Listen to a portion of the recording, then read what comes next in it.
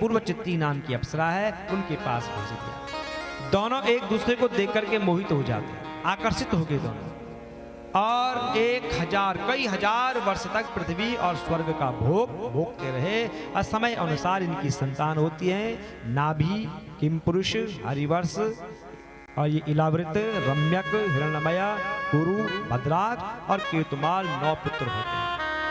और आग्निद ने सुंदर उनका लालन पालन किया और फिर समय अनुसार जम्बू द्वीप के भाग करके और उन्हीं के समान नाम वाले 9 वर्ष भूखंड बनाए और एक एक पुत्र को सौंप दिया।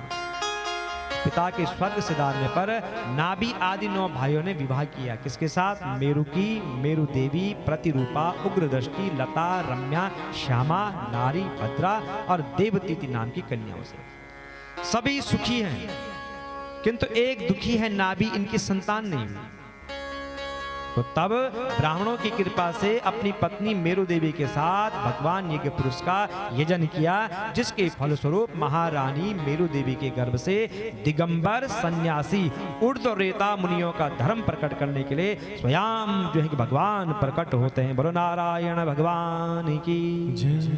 तो इनका नाम पड़ जाता है ऋषभदेव। बोलो ऋषभदेव भगवान की जय। और नाभि ने धर्म मर्यादा की रक्षा के लिए राजपाट अपने पुत्रों को सौंप दिया और अपनी भार्या के साथ बद्रिकाश्रम को चले गए और समय आने पर उन्हीं में लीन हो जाते। भगवान ऋषभदेव ने अपने देश अजनाब खंड को कर्मभूमि मान करके कुछ दिन गुरुकुल में वास किया, गुरु जी को दक्षिणा दी, अपने गृहस्थ में आए और इंद्र की कन्या जयंती से विवाह किया, जिसमें उनके 100 पुत्र होते हैं।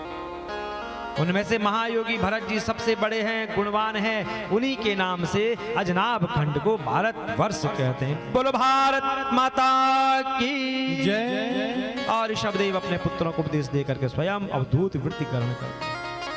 उन्होंने देखा कि महाराज भरत जी बड़े भगवत भक्त हैं, तो संकल्प मात्र से पृथ्वी की रक्षा करने के लिए नियुक्त कर दिया और स्वयं दिगंबर रूप से कूटकाचल के वनों में घूमने लग गए और समय आने पर अग्नि की लपेटों में अपने शरीर का त्याग कर देते हैं।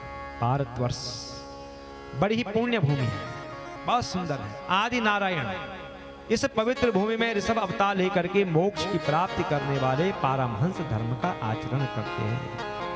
महाराज भरत जी का विवाह होता है विश्वरूप की कन्या पंचजनी से, जिसमें उनके सुमति, राष्ट्रभृत, सुदर्शन, आवरण और धूम्रकेतु 5 पुत्र होते हैं। अब एक दिन भरत जी ने देखा कि भैया अब ये वैभव ऐश्वर्य जो भाग्य है वो धीरे धीरे क्षीण होता जा रहा है। जब इन्होंने बड़े बड़े यज्ञ किए, अग्निहोत्र, चातुर्मास, बड़े बड़े यज्ञों से भगवान को प्रसन्न किया, तो सोचते हैं कि 1 करोड़ वर्ष निकल गया है, इतनी लंबी आयु थी इनकी। देखा कि प्रारब्ध क्षीण हो रहा है, तो क्या करते हैं, अपने पुत्रों को राजपाट सौंप दिया और स्वयं कहां चले आए, हरिहर क्षेत्र में। सोचा कि घर में रहेंगे तो भजन नहीं होगा। जहां पर गंडकी नाम की सुंदर सरिता बह रही है, शालिग्राम शिला का स्पर्श कर रही है, उस कुलह आश्रम में आकर के और भगवान का चिंतन करने लगे। दिन प्रति नियम पूर्वक भगवान की परिचर्चा करने लग गए। उनका प्रेम बढ़ता गया। एक दिन की बात है, बैठे हुए थे, उसी समय एक हिरनी आती है जल पीने के लिए। जैसे जल पीने लग गई, दूर कहीं शेर के दहाड़ने की आवाज सुनाई दी। सोचा कि नजदीक है, डर गई बेचारी। जैसे अपने प्राणों की रक्षा के लिए छलांग लगाती है जल में, तो उसका जो गर्भ था वहीं जल में गिर जाता है। हिरनी तो आगे निकल गई, बहते बहते वो बच्चा वहीं घूमने लग गया। भरत जी ने देखा, अरे कितना सुंदर बच्चा है। गए और जल से बाहर लाए, अपने वस्त्रों से साफ कर रहे। बस वहीं पर मोह पड़ गया भरत जी को। कहां तो घर बार छोड़ करके आए थे कि भगवान का भजन घर में नहीं हो रहा है, जंगल में जाऊंगा भजन करूंगा, और यहां मोह में पड़ गए बच्चे के। आए थे हरि भजन को, ओटन लगे ही कपास। होता है ना, बहुत सारे लोग आते हैं कथा सुनने के लिए, और कथा सुनते सुनते स्वेटर भी नहीं बुनते हैं। कई लोग तो आजकल तो नहीं बुन रहे हैं, खैर तो क्या फायदा हुआ है। कथा में केवल ध्यान कथा में होना चाहिए। बस वहीं मोह पड़ गया। इतना मोह है, अब जब तब सब भगवान की आराधना छूट गई। केवल मेरा मृग छोना, मेरा मृग छोना।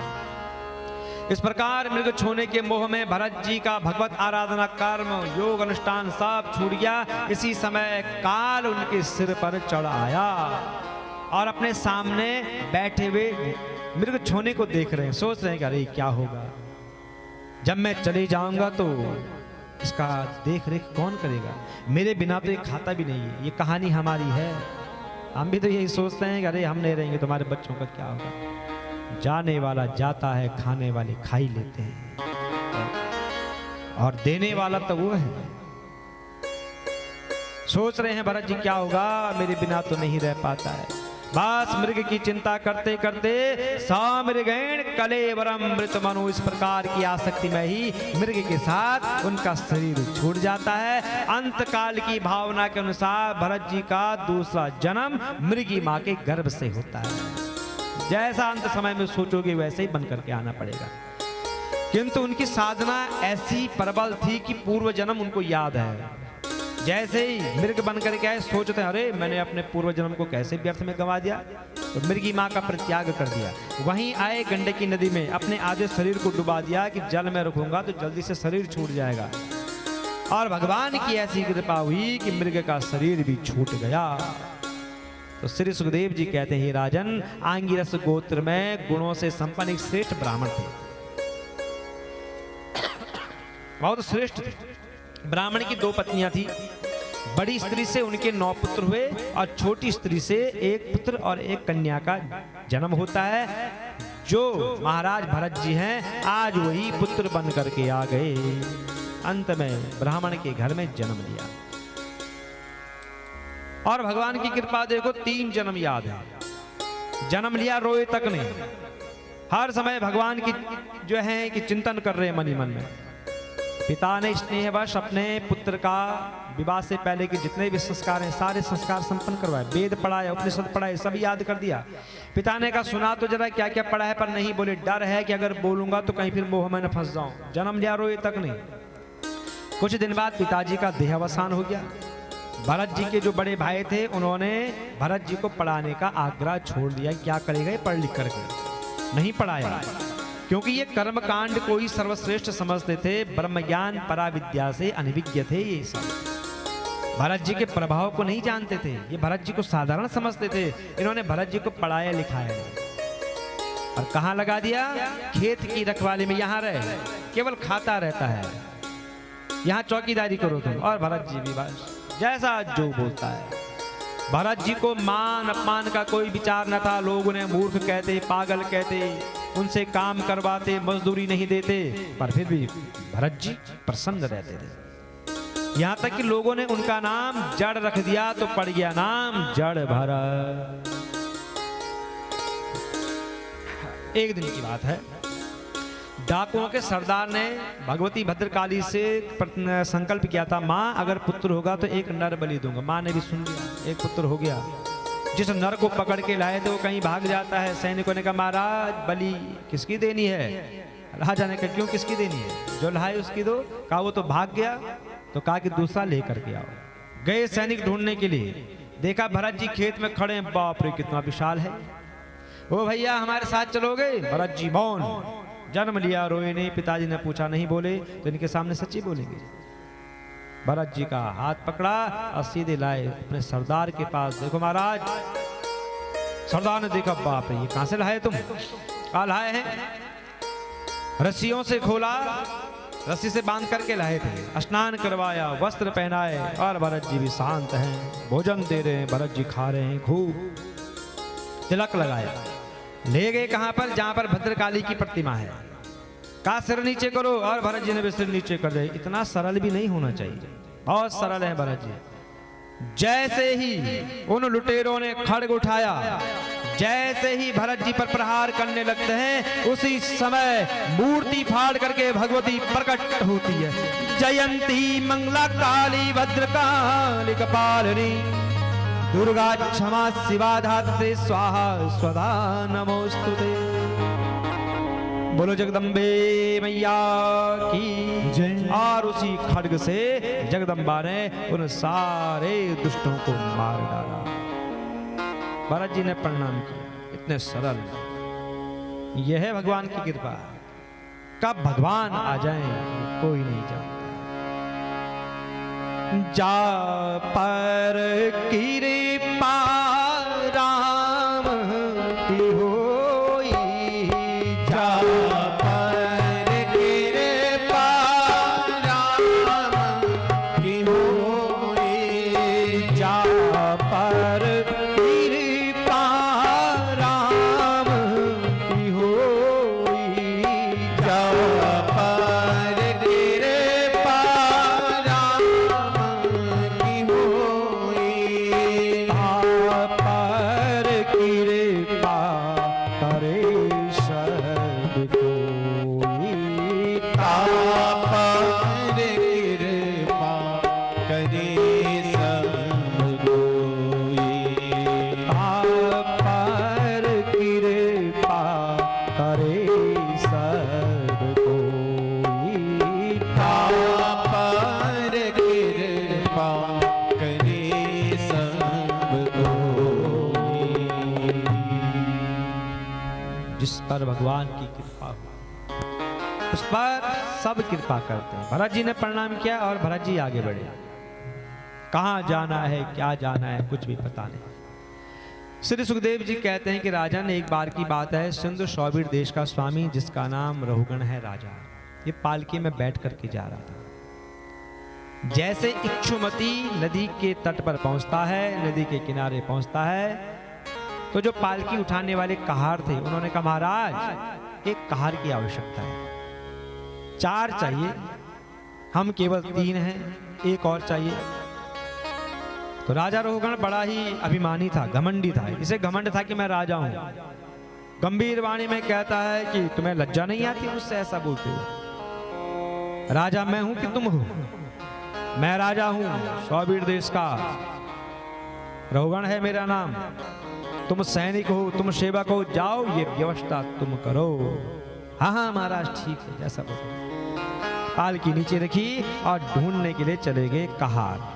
देखा भरत जी आ रहे हैं। ओ भैया हमारे साथ चलोगे? भरत जी मौन, नहीं बोले। हाथ पकड़ा, सीधे ले गए, पालकी के आगे लगा दिया और भरत जी ने भी पालकी कंधे में रख दी। इस योग्य नहीं है भरत जी की किसी की पालकी उठाए, ज्ञानी है, तत्व को जानने वाला है। अब जैसे ही पालकी उठाए, जैसे ही आगे बढ़ते हैं तो भरत जी को एक एक बात याद है कि मुझे कैसे चलना, कहीं मेरे पांव के नीचे आकर के कोई जीव मर न जाए। तो अगर जैसे कोई चींटी आती तो भरत जी पांव उछालते तो पालकी हिलने लगती। और राजा, ए क्या हो गया तुमको, ठीक से चलो। फिर जैसे आगे बढ़ते कोई जीव आता तो भरत जी पांव उछालते उसको बचाने के लिए, फिर पालकी हिलने लगती। राजा को बड़ा क्रोध, तुम क्या कर रहे हो ऐसा, ठीक से चलो, मर गए हो तुम, कुछ खाते नहीं हो। सैनिकों ने कहा, महाराज हमको दोष मत दो, ये नया कहार आया है, ये ठीक से नहीं चल रहा है, इसको बोलो ठीक से चलो। फिर वही जीव आया, फिर आगे बढ़े, पांव आगे रखा, पालकी हिल गई। राजा ने निकाली तलवार, लगता है भैया कुछ खाया नहीं है तुमने, जीते जी मर गया है तू, तुझे पता नहीं कि पालकी में कौन बैठा हुआ है, ठीक से चलो। फिर वही आगे बढ़े, फिर चींटी आई, फिर पांव आगे बढ़ाया, पालकी हिल गई। राजा को बड़ा क्रोध, लगता है तू मर गया है, तो ठीक से क्यों नहीं चलता है। राजा के वचन को सुन करके अब बोल पड़े भरत जी, बोल पड़े। जन्म लिया रोए नहीं, पिताजी ने पूछा बोले नहीं। आज रहुगण के समीप कह रहे हैं, क्या बोल रहे हैं भरत जी? जीवन मृतत्व नियमे निराजन आद्याद्विकृतस्य दृष्टं स्वस्वाम्य भाव दुर्वही यत्र तयोजते सो विधिकृत्य योग। हे राजन, तुमने जो बात कही है ना कि जीने मरने की, बिल्कुल सही कही है। हे राजन, जिसका जन्म हुआ है उसको मरना ही है, और जो मर गया है उसका जन्म होना ही होना है। फिर तुमने क्या कहा कि मैं स्वामी हूं, मैं राजा हूं? तो सुनो राजन, स्वामी सेवक भाव वहीं स्थित होता है जहां आज्ञा पालन आदि का नियम लागू होता है। पर जब तक बुद्धि में भेद है तब तक ही स्वामी सेवक का व्यवहार दिखता है। परमार्थ दृष्टि से देखा जाए तो किसका स्वामी किसका सेवक तत्वज्ञानी तो सभी को एक समान दृष्टि से देखते हैं। फिर भी राजन कहो, तुम्हें स्वामित्व का अभिमान है तो कहो मैं तुम्हारी क्या सेवा करूं? जो बोलोगे वही सेवा करूंगा। यथार्थ तत्व का उपदेश दे करके जड़ भरत जी मौन हो गए। रहुगण ने जैसे ही सुना कि बाप रे ये कौन आ गए हैं तो तुरंत पालकी से छलांग लगाई और चरण पकड़ दिए। हे दीन बंधु, राजत्व के अभिमान में उन्मत्त होकर के मैंने आप जैसे साधु का अपमान किया है। आप ऐसी कृपा कीजिए जिससे मेरा अपराध शांत हो जाए, मैं अपराध से मुक्त हो जाऊं। भरत जी कहते राजन, तुम्हारे भीतर राजमद है, तुम्हारे भीतर अभिमान है कि मैं राजा हूं और तत्वज्ञानी पुरुष स्वामी सेवक आदि व्यवहार को तत्व विचार के समय स्वीकार नहीं करते हैं और तुम्हारी गिनती ज्ञानियों में भी नहीं हो सकती है। और अपने सुख के लिए तुमने दीन दुखियों को कहार बना रखा, अपनी पालकी में जोत रखा है और सभा में बैठ करके कहते हो कि मैं राजा हूं, मैं इनका लालन पालन करने वाला हूं। ये तुम्हें शोभा नहीं देता है।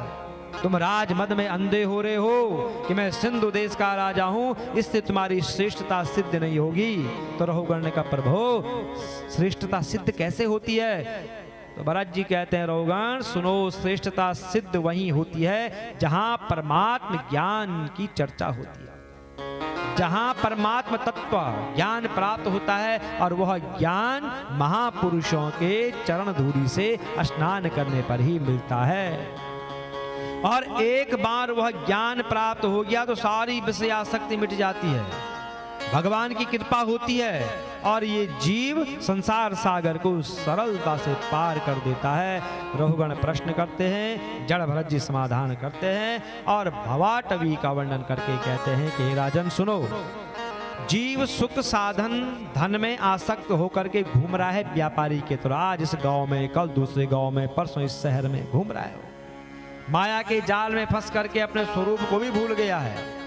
वह इस संसार में, इस संसार रूपी जंगल में भटक रहा है जहां मीठे खट्टे फलों की तरह रिश्ते नाते हैं, सुख रूपी वर्षा है, दुख रूपी कांटे हैं, गड्ढे हैं और कभी कभी तो व्यवहार में ऐसा तूफान आता है कि जीव अपनों को मारने के लिए तैयार हो जाता है, क्योंकि इसे माया ने दुस्तर प्रवृत्ति मार्ग में लगा दिया है, जिससे संसार रूप जंगल में भटक रहा है, इसे शांति नहीं मिल रही है। इसलिए राजन अब ऐसा करो, प्रजा को दंड देने का कार्य छोड़ो, विषयों का त्याग करो और भगवत सेवा करो। इस प्रकार भरत जी के उपदेश को सुन करके राजा रहुगण संतुष्ट हो जाते हैं और कहते हैं कि हे भगवान, आपने जगत का उद्धार करने के लिए ही यह देह धारण करी है। आज आपके साथ 2 घड़ी का मेरा सत्संग क्या हुआ कि मेरा सारा अज्ञान अभिमान दूर हो गया है।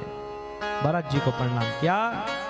इस प्रकार आत्म तत्व का उपदेश देकर के भरत जी परिपूर्ण समुद्र के समान शांत चित्त होकर के और पृथ्वी पर विचरण करने लगे। बोलो भरत जी महाराज की। ये होता है सत्संग। एक घड़ी आदि से पुनिया, मनवा संगति साधु की कटे कोटि अपराध। थोड़ा सा बैठो, पर बैठो जरूर सत्संग में, चाहे 1 सेकंड के लिए बैठो। सत्संग सुनो, सत्संग से जीवन सुधरता है। और जो सत्संग सुनाने वाले हैं, जो आपको अच्छी बात बताने वाले, चाहे आपके सास हो, ससुर हो, माँ पिता हो, भाई हो, बंधु हो, जो आपको अच्छी बात बताएं, उनके सामने बैठ करके उन बातों को सुनो। ना जाने कौन सी बात उनकी जीवन के किस मोड़ पर काम आ जाए। गुरुवर चरणों में दे